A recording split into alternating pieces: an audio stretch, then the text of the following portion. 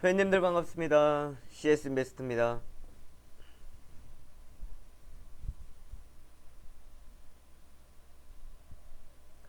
7월 4일 월요일 아침 시황 방송 시작하도록 하겠습니다. 제가 40분에 시작을 하려고 하다가요. 아마 40분에 또 시작하면 시간이 모자랄 것 같아가지고 그냥 좀 더 앞당겨서 시작을 했습니다. 그래서 이제 앞으로 방송하는 시간을 조금 더 앞당겨서 30분에 시작을 하던가 그렇게 한번 하도록 하겠습니다. 그래서 좀 볼 수 있는 내용들을 좀 더 자세하게 살펴보고 오늘 장을 준비를 해야 또한 우리가 전투에서 이길 수 있는 상황들이기 때문에 아침에 바쁘시더라도 또한 또 여러가지 주말 보내고 또한 월요일이나 그 평일 같은 경우에 그렇잖아요. 전날 좀 피곤한 몸을 이끌고 아침에 먼저 나온다는 게 참 어려운 것 같습니다. 하지만 장 시작하고 9시 딱 돼가지고 뭔가를 지금 시작을 하려고 하면 그것도 똑같은 것 같아요. 내가 종목을 사자마자 수익을 날려고 났으면 좋겠다라는 생각을 하는 것하고 동일하다라는 겁니다. 준비를 하고 또한 여러 가지를 이제 좀 더 살펴봐야 수익 성공 확률을 높여줄 수 있는 것처럼 이렇게 아침에 장 시작하기 전에도요, 한 8시 좀 이후부터 전날의 흐름도 다시 한번 체크하고 다시 한번 내용도 정리해 보시는 것이 좋지 않을까라는 생각들을 해보거든요. 저 역시도 아침에 일찍 나오면 전일 거래량 상위주들 다시 또 봅니다. 뉴스는요 이미 볼 거 다 봤으니까 뉴스는 더 이상 볼 거 없어요. 새로운 거 없으면. 전일 거래량 상위를 다시 본다라는 건 뭐냐면 어차피 뉴스야 수시로 보잖아요. 전에 집에 가서 또 보잖아. 그런데 종목을 보고 차트를 봤을 때에 내가 전날 느꼈던 그 생각이 다음날 아침에 오면요 완전히 다릅니다. 제가 팁을 하나 말씀을 드리면요, 오늘의 흐름을 봤던 것하고 내일 아침 보는 거 다르다고요. 이평선 한번 보십시오. 이평선 변화가 생깁니다. 다르니까 꼭 내가 보려고 하면은 다음 아침에 보셔야 됩니다. 그래 저는 그래요. 아침에 다시 한번 보고 접근했던 종목하고요, 보지 않고 접근했던 종목 성공 확률을 따져보면 성공 확률에 대해서 차이가 어마어마합니다. 그리고 아침에 봤던 것들에 대해서는 좀 더 강력하게 들어갑니다. 그런데 아침에 보지 않고 그냥 전일 흐름을 봐놓고 저거 내일 접근해야 되겠다는 생각을 하고 들어가면 자신감이 조금 줄어들거든요. 그렇기 때문에 바쁘시더라도 조금 더 이제 전업을 하시거나 여기에 대해서 좀 배우겠다 하시는 분들은 좀 시간을 할애를 하시면 좋을 것 같습니다. 보세요. 지난주 금요일 어떻게 올라갔어요? 지난주 기억나십니까? 안 나죠? 그러니까 봐요. 한 번 더 살펴봐야 되는 거예요. 참 허무합니다. 일주일 만에 지수는 회복시켜 버렸습니다. 일주일 만에 종목들은 장대 음봉을 감싸고 올라와 버렸습니다. 오래 걸리지도 않았습니다. 딱 일주일이었습니다. 일주일. 어떻게 생각하십니까? 자, 이처럼 지금 시장은 우리가 생각지도 못할 때에 회복이 되어져 버렸다라는 겁니다. 불같이 지난주 금요일 브렉시트 찬성의 표가 많으면서 시장 급락을 했었고요. 해외 시장도 급락을 했었습니다. 하지만 월요일날 국내 증시 하락해서 시작을 했다 반등이 나왔고 그 이후부터 내리 상승했습니다. 사흘이 아니고요, 나흘입니다. 나흘. 어마어마한 흐름들을 보여줬다라는 건데, 이렇게 되면 종목들을 보시면 다들 차트가 똑같죠. 지속적으로 조금 주춤주춤하면서 떨어지다가 음봉들이 땅 떨어지고 땅입니다. 그리고 그 위에 자리에 올라간 것들도 있고 아직 밑에서 있는 것도 있겠지만 웬만한 종목도 고기를 다 들어버리는 상황들이 되었다라는 겁니다. 자, 그럼 우리가 여기서 또 어떤 걸 해야 되느냐? 이제 회복이 되었다고, 올라왔다고, 이제 시장 괜찮아졌네, 안정 찾았네, 이제 접근하면 되겠네. 그러니까 큰일을 나는 겁니다. 왜 지금 와서 접근한다고 생각하십니까? 이미 먹을 거를 다 먹어버렸다고요. 그거하고 똑같아요. 이제 이거 먹어보세요 했더니 이거 독 들었죠? 뭐 들었죠? 사람이요 좀 고운 바른 생각 좀 가졌으면 좋겠어. 먹어보세요 하면 독 들었죠? 안 먹어. 옆에서 한 입 먹었어요. 안 죽거든. 먹어보세요. 못 믿겠어. 안 삼켰죠? 삼켜야 하는 거야. 먹었어. 또 삼켰어요. 삼켰는데 아직 소화 안 됐죠? 먹어야 했는데 안 먹어. 그 다음 마지막에 먹으라 했는데 꽝 깨물었어. 지 다 나갑니다. 네. 살코기는 다 뜯기고 뼈다귀만 이로 깨물어가지고 이 다 나간다고요. 무슨 말인지 아시겠습니까? 지금 딱 그 상황이라고요. 그럼 여기서 어떻게 해야 돼요? 뼈다귀 남았으면 뭐 합니까? 개 줍니까? 꽈야지. 그죠? 푹 꼬아서 먹어야죠. 그 말은 뭡니까? 똑같은 뼈다귀라고 하더라도 고울 수 있는 그런 뼈다귀. 즉, 이제는요, 지난주까지 바라봤던 포인트, 지난주까지 바라봤던 포인트에서 좀 시장에 대한 포인트를 다르게 보고 가셔야 됩니다. 이런 이야기 제가 이따 장중에 좀 더 자세하게 이야기를 해드리도록 하겠고요. 자, 먼저 우리나라 증시 7월 1일, 7월 1일 또 기분 좋게 시작을 했었습니다. 자, 6월 30일 해외 증시 브렉시트 우려가 완화되면서 1% 이상 상승 마감을 했다라는 것이 되겠고요. 지금 추가적으로 브렉시트에 대한 불확실성이 계속해서 나오고 있는데 불확실한 거는 맞습니다. 그런데 막상 뚜껑 열고 이야기를 해보니까 시장 같은 경우에 여기에 대해서 충격을 받기보다는 오히려 떨어진 것에 대한 회복이 좀 포인트를 크게 두는 거예요. 이렇게 여전히 불확실성이 있지만 우리가 너무 여기에 대해서 우려를 하고 있었는 거 아니냐라는 흐름들이 나오면서 지수들이 반등이 많이 나왔던 상황들이 되겠고요. 자, 이제는 올해 전반기 국제유가 어마어마하게 급등을 했었죠. 자, 어마어마하게 급등했었던 국제유가 브렉시트와 맞물리면서 좀 이제 상승폭이 둔화가 되고 있는데요. 유가에 대한 재미는 좀 끝났지 않았을까라는 생각들을 해볼 수가 있습니다. 유가가 올라가기 위해서는 그만큼 수요가 많아야 되는 상황인데요. 수요가 많기 위해서는 경기가 회복이 되려면 수요가 많은 상황입니다. 자, 올 초에 계속해서 나왔던 이야기가 뭐였어? 오펙이었죠. 오펙 산유국 회의 동결이다. 그러면서 주가가 또 얼마나 출렁거렸습니까? 기억 안 나시죠? 네, 오펙 이야기 나와가지고요, 사우디 이야기 나오면서 해가지고요, 지수 막 떨어지고, 그래가지고 제가 그때 했던 이야기 저는 기억이 나거든요. 왜 기름 이런 것 때문에 지금 자꾸 증시가 흐름이 나오냐? 언제 기름 이야기를 지금 하냐? 그렇다 해가지고 지금 기름값이 올라간다고 한들, 수요가 많아서 올라가는 거냐? 공급을 줄여가지고 기름값을 올리려고 하는 거 아니냐? 그러니까 지금 상황은 맞지 않다라고 했었습니다.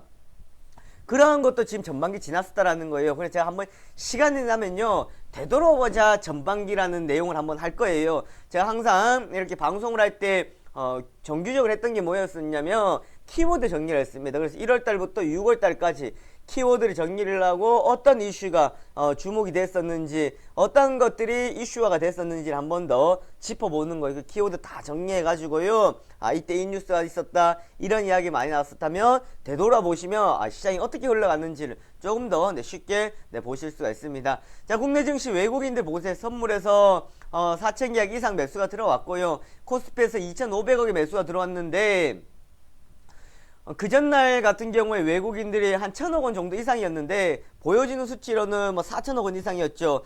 현대중공업의 현대차 블록들 때문에 외국인 수급이 좀 더 많게 보여졌었던 상황들이었고요. 어제 같은 경우에는 한 2,500억, 지난 금요일 같은 2,500억의 매수가 들어왔는데 반대로 지금 개인들이 빠져나가고 있고요. 특히나 외국인들이 코스피뿐만 아니라 코스닥에서도 함께 매수가 들어와주고 있다라는 거. 코스피, 코스닥, 선물까지 양매수, 토탈 매수가 들어와준다라는 점, 어쨌든 긍정적으로 바라볼 수가 있겠고요.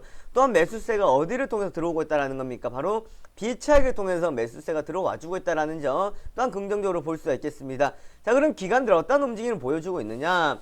자, 우선 금융투자예요. 금융투자가 전체적인 수급을 볼 때는 영향을 많이 주는 것처럼 보입니다. 왜? 금융투자가 매수가 들어오면 매수세가 많아 보이는 것 같고요. 금융투자가 매도가 나가면 매도가 큰 것처럼 느껴질 수 있는데, 자, 그럼 금융투자를 한번 제외하고 봅시다.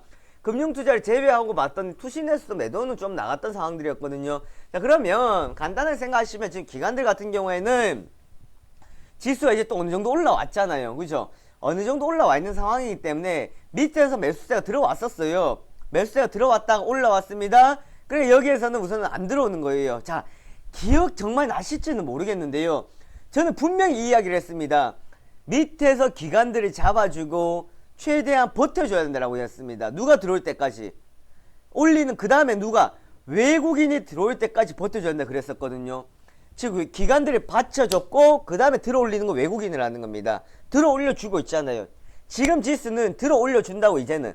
그러면 떨어졌다가 급락했다가 되돌림, 여기서 이제 들어줘야 되는 거 누가 들어줘야 된다고요? 외국인이 들어줘야 된다는 겁니다. 적어도 제가 생각할 때는요, 삼성전자 실적 발표 나오고까지는 이제 외국인의 수급이 이어질 가능성이 상당히 크지 않을까라는 거를 과거의 경험을 통해서 한번 생각을 해볼 수 있겠고요. 또 원달러 환율을 한번 보십시오. 6원 80전 떨어졌습니다. 원화의 강세라는 겁니다. 원화의 강세를 나타내고 있다는 건 어떤 의미를 하고 있는 것 같아요? 원화의 약세였다는 겁니다. 글로벌 안전자산 선호가 나타나면서 엔화에 몰렸고 달러에 몰리고 그랬던 상황들이 지금 다시 원화의 강세가 나타나고 있다. 그럼 환차손을 걱정했던 외국인들이 빠져나가는 상황에서 외국인들 다시 빠져나간다? 아니라는 거예요. 거기다 외국인들 들어와주고 있기 때문에 결국 원화의 강세가 조금 더 이어졌었던 상황들이었다. 지금 단기적으로 빠져나간다라는 걱정은 크게는 할 필요는 없을 것 같아요. 자, 외국인들 선현물 시장에서 강한 순매수세를 나타냈다라는 것. 그리고 또 국내에서 자본 확충 펀드 조성 위해서 기업은행 10조 원 한도로 대출 방안도 나왔던 상황들이 되겠고요. 외국인들의 매수세가 들어오고 있는 상황에서 추가적인 이제 방향이 상당히 중요할 것이다. 이게 바로 오늘 포인트입니다. 요거는 뒤에 가서 조금 더 자세하게 살펴보도록 하겠고요. 자, 코스피 지수 보시면 상당히 강했던 장대 양봉 이제 다 먹고 올라와 버렸습니다. 장대 양봉을 다 먹었다고요. 장대 음봉이 나오고 양봉도 연달아 나오면서 하나의 양봉이 나와줬다라고 보시면 될 것 같아요. 그래서 이전 수준까지 회복이 되었고요. 올해 최고점까지는 올라가지는 못했습니다만은 하락세를 많이 줄였다. 이제는 뭐 충격은 벗어났다라고 보시면 되겠습니다. 거기다 삼성전자가요 2.8% 급등을 했습니다. 삼성전자 우선주도 좋은 모습들을 보여줬었던 상황들이었는데요.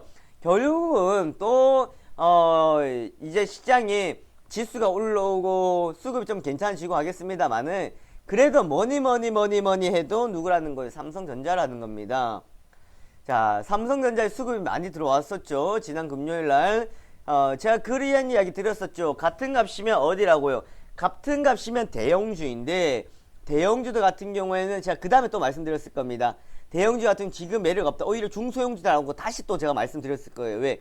대형주는 나와봤자 뭐가 나올 거라고요. 밑에서 지금 단기적인 박스밖에 안 나올 것 같다. 그러니까 대형주 중에서 누구밖에 없습니까? 지금 삼성전자밖에 없다는 그 말은 뭐예요? 대형주 중에서 삼성전자라고 이야기하는 게 아니라 다르게 해석해 볼까요? 실적 중에서 누구밖에 없다. 실적 중에서는 삼성전자밖에 없다라는 지금 외국인들 시선이라는 겁니다. 이거 언제 하고 상당히 똑같은 모습인지 아십니까? 바로 1분기 실적 발표 나오기 전. 제가 그때 아마 3월 달에 한국경제 나가서 이런 이야기 드렸었던 것 같은데요. 3월 말 지나서 4월 초에 딱 나왔던 흐름들하고 동일합니다. 4월 초에 나왔던 흐름들하고 동일하다고. 이때 지수가 내리막길을 걸으면서 그래도 볼 수 있는 것은 삼성전자밖에 없다라는 이야기들이 나왔었습니다. 삼성전자 보고 있는 외국인이었다라는 겁니다. 지금 역시도 그래요. 그럼 다른 대형주 쪽에서는 적극적인 지금 매매는 들어오진 않을 겁니다. 그러면 자 이제 결론이 나옵니다. 대형주 돌고 중소형주, 중형주 돌고 소형주 돌고 개별주 돌고 테마주도 뭐 우선주도 돈다라고 했었는데요. 그러면 그것보다 먼저 도는 게 뭐예요? 대형주보다 위에 있었던 게 결국은 누구였습니까? 대형주보다 위에 있었던 게 삼성전자였어요. 삼성전자가 움직이니 다른 대형주는 못 간다라는 겁니다. 자, 다르게 이야기하면 삼성전자가 움직이고 다른 중소형주도 움직일 수 있다라는 거예요. 이해되시겠어요? 다른 전체적인 대형주들 움직이면 중소형주 못 움직입니다. 근데 전체적인 대형주들이 안 움직이고 삼성전자만 움직인다 그러면 좀 수급에서는 아무런 무리가 없다라는 거.